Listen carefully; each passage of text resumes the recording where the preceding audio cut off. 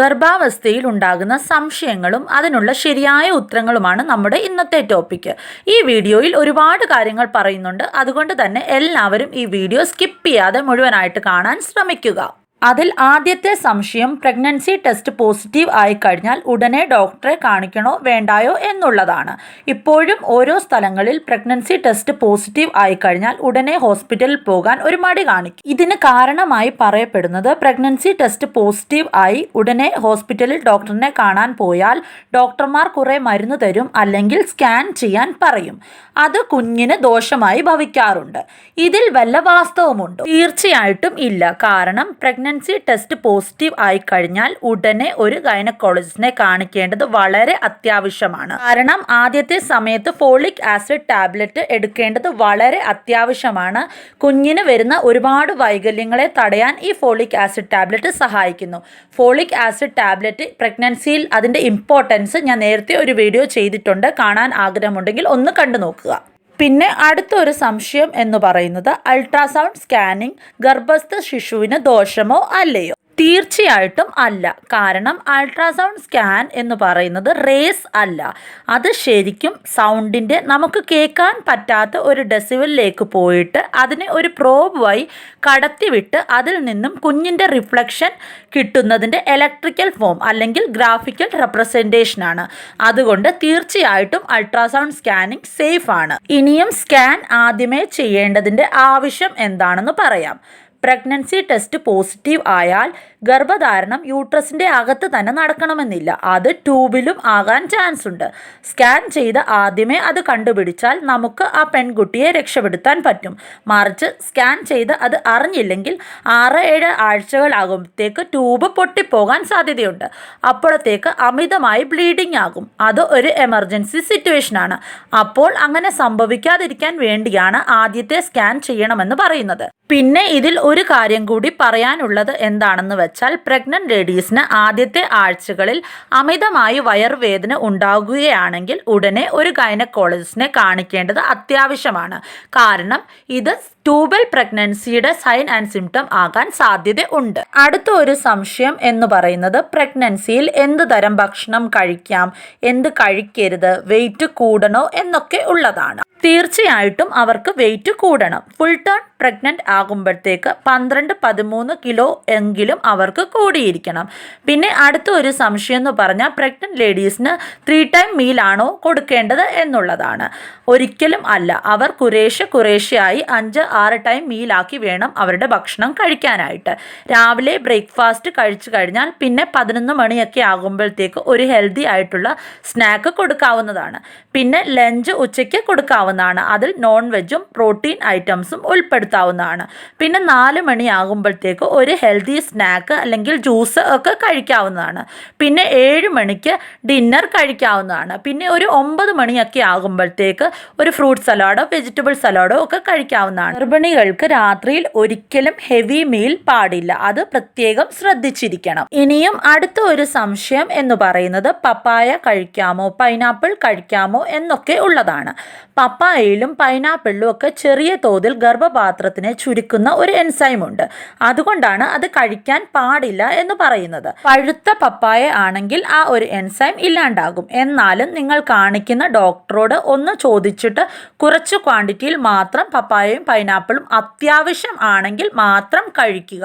പപ്പായ തീർത്തും ഒഴിവാക്കേണ്ടതാണ്. പിന്നെ എൻ്റെ ഒരു സൈഡിൽ നിന്ന് പറയുവാണെങ്കിൽ പപ്പായയും പൈനാപ്പിളും ഒക്കെ ഒഴിവാക്കുന്നതാണ് നല്ലത്.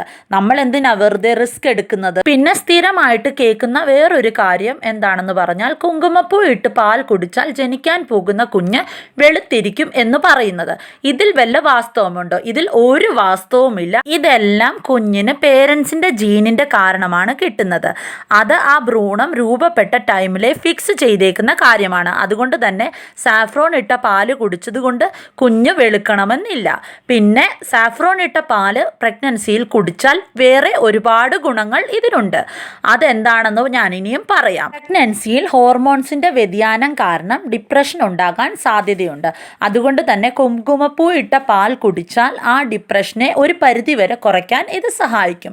അതുപോലെ തന്നെ പ്രഗ്നൻസിയിൽ ഉണ്ടാകുന്ന വൊമിറ്റിംഗ് ബ്ലീഡിങ്ങിനെ തടയാൻ ഈ കുങ്കുമപ്പൂ ഇട്ട പാൽ ഒരു പരിധിവരെ സഹായിക്കുന്നതാണ്. കുങ്കുമപ്പൂവിൽ പൊട്ടാസ്യവും ക്രോസിറ്റിനും ഉണ്ട്. അതുകൊണ്ട് തന്നെ ഇത് BP കുറയ്ക്കാൻ സഹായിക്കുന്നതാണ്.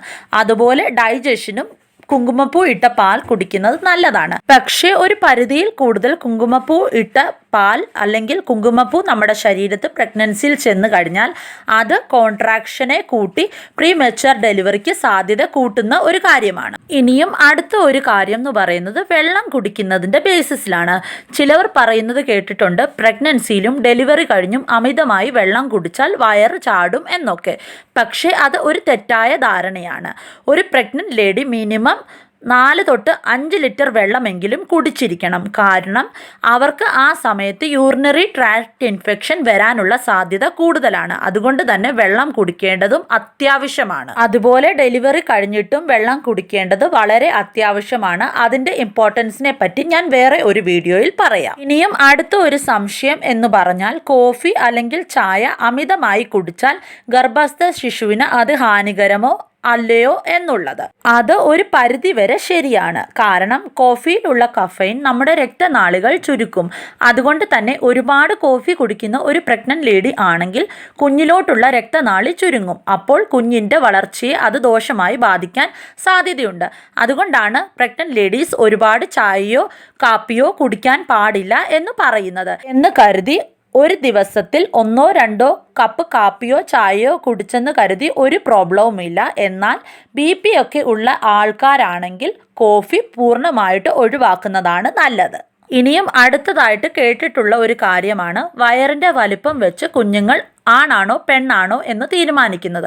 അതുപോലെ തന്നെ ഗർഭസ്ഥ ശിശു പെണ്ണാണെങ്കിൽ ആ അമ്മയ്ക്ക് കൂടുതലായിട്ട് ഭംഗി വരും എന്നൊക്കെ കേട്ടിട്ടുണ്ട്. പക്ഷേ ഇതിലൊന്നും ഒരു വാസ്തവവുമില്ല. കാരണം പ്രഗ്നൻസിയിൽ ഹോർമോൺസിൻ്റെ വ്യതിയാനം കാരണം ഇതെല്ലാം അങ്ങോട്ടും ഇങ്ങോട്ടും മാറി മറിഞ്ഞിരിക്കും. അതുകൊണ്ട് തന്നെ ഇതിലൊന്നും ഒരു വാസ്തവം ഇല്ലതാനും. പിന്നെ അടുത്തൊരു സംശയമാണ് അയൺ ടാബ്ലറ്റ്സ് കഴിച്ചാൽ കുഞ്ഞ് കറുത്തു പോകുമോ എന്നുള്ളത്. അതിൽ ഒരു കാര്യവുമില്ല. ഇതെല്ലാം ഞാൻ നേരത്തെ പറഞ്ഞ പോലെ പേരൻസിൻ്റെ ജീനിനെ ആശ്രയപ്പെട്ട് ഇരിക്കുന്ന ഒരു കാര്യമാണ്. അത് ആ ഭ്രൂണം രൂപപ്പെട്ട ടൈമിലെ ഫിക്സ് ചെയ്തേക്കുന്ന ഒരു കാര്യമാണ്. ഈ ഒരു കാരണം പറഞ്ഞ് നിങ്ങൾ ഒരിക്കലും അയൺ ടാബ്ലറ്റ്സ് കഴിക്കാതെ ഇരിക്കരുത്. കാരണം അയൺ ടാബ്ലറ്റ്സ് നിങ്ങൾ കഴിക്കാതിരുന്നാൽ നിങ്ങളുടെ കുഞ്ഞിന് അത് ദോഷമേ ഭവിക്കുകയുള്ളൂ. പിന്നെ അടുത്ത ഒരു കാര്യം എന്താണെന്ന് പറഞ്ഞാൽ നോർമൽ ഡെലിവറിക്ക് വേണ്ടി ലാസ്റ്റ് ട്രൈമസ്റ്ററിൽ അമിതമായി എക്സസൈസ് ചെയ്യുക. ഇത് സത്യമോ മിഥ്യയോ? ഇത് തീർത്തും മിഥ്യയാണ്. ചെറിയ തോതിൽ എക്സസൈസ് ആകാം, അതും പക്ഷേ നിങ്ങൾ നിങ്ങളുടെ ഡോക്ടറോട് ചോദിച്ചിട്ട് മാത്രമേ ആകാവൂ. കാരണം ഹൈ റിസ്ക് പ്രഗ്നൻസി എന്ന് പറഞ്ഞ കാറ്റഗറി ഉണ്ട്. അവർക്ക് ഈ എക്സസൈസ് ഒന്നും ചെയ്യാൻ പാടില്ല. അതുകൊണ്ട് ബെറ്റർ നിങ്ങൾ നിങ്ങളുടെ ഡോക്ടറോട് ചോദിക്കുക. അതിനുശേഷം മാത്രം എക്സസൈസ് ലാസ്റ്റ് ട്രൈമസ്റ്ററിൽ ചെയ്യുക. ഇനിയും അടുത്ത ഒരു കാര്യം, ഗർഭിണികൾ ഇടതുവശം ചരിഞ്ഞു കിടക്കണം എന്ന് പറയുന്നതിൽ എന്തെങ്കിലും വാസ്തവം ഉണ്ടോ ഇല്ലയോ എന്നുള്ളത്. അത് തീർത്തും ശരിയാണ്. അതിൻ്റെ കാരണം ആ വശം ചരിഞ്ഞു കിടന്നാൽ കുഞ്ഞിലേക്കുള്ള ബ്ലഡ് ഫ്ലോ കൂടുതലായിട്ട് ഉണ്ടാകാൻ സാധ്യതയുണ്ട് എന്ന് പറഞ്ഞ് എപ്പോഴും ഇടതുവശം മാത്രം ചരിഞ്ഞു കിടക്കരുത്. ഫ്ലാറ്റ് പൊസിഷനിൽ ഗർഭിണികൾ ഒരിക്കലും കിടക്കാതിരിക്കാൻ പ്രത്യേകം ശ്രദ്ധിക്കണം. ഇനിയും അടുത്ത ഒരു സംശയം എന്ന് പറയുന്നത് സ്ട്രെച്ച് മാർക്സിൻ്റെ കാര്യത്തിലാണ്. എല്ലാവരും പറയുന്നത് സ്ട്രെച്ച് മാർക്സ് ഡെലിവറി കഴിഞ്ഞിട്ട് മാത്രം ട്രീറ്റ് ചെയ്താൽ മതി എന്നുള്ളതാണ്. പക്ഷേ അത് അങ്ങനെയല്ല. സ്ട്രെച്ച് മാർക്സ് വരുന്നതിന് മുമ്പ് തന്നെ എന്ന് പറഞ്ഞാൽ ഡെലിവറിക്ക് മുമ്പ് തന്നെ നമ്മൾ കെയർ ചെയ്ത് തുടങ്ങേണ്ടതാണ്. സ്ട്രെച്ച് മാർക്സ് വരാതിരിക്കാനും അത് വന്നു കഴിഞ്ഞാൽ എങ്ങനെ അതിനെ മാറ്റാമെന്നും ഉള്ള ഹോം റെമഡീസ്, അതുപോലെ തന്നെ അതിന് ആവശ്യമായിട്ടുള്ള ക്രീമുകളുടെ വീഡിയോ ഞാൻ നേരത്തെ ഒന്ന് ചെയ്തിട്ടുണ്ട്. ആവശ്യമുണ്ടെങ്കിൽ ആ വീഡിയോ ഒന്ന് കണ്ടു നോക്കുക. അപ്പോൾ നിങ്ങൾക്ക് ക്ലിയർ ആകും. സ്ട്രെച്ച് മാർക്സിൻ്റെ ക്രീമാണ് നിങ്ങൾ പുരട്ടുന്നതെങ്കിൽ എല്ലാ ദിവസവും നൈറ്റിൽ പുരട്ടിയിട്ട് കിടക്കാൻ പ്രത്യേകം ശ്രദ്ധിക്കണം. അപ്പോൾ അത് തടയാൻ നിങ്ങൾക്ക് സാധ്യമാകും. അപ്പോൾ പ്രഗ്നൻസിയിൽ വരുന്ന എല്ലാവിധ സംശയങ്ങളും അതിൻ്റെ കൃത്യമായ ഉത്തരങ്ങളും നിങ്ങൾക്ക് മനസ്സിലായെന്ന് പ്രതീക്ഷിക്കുന്നു. ഇന്നത്തെ വീഡിയോ ഇത്രയേ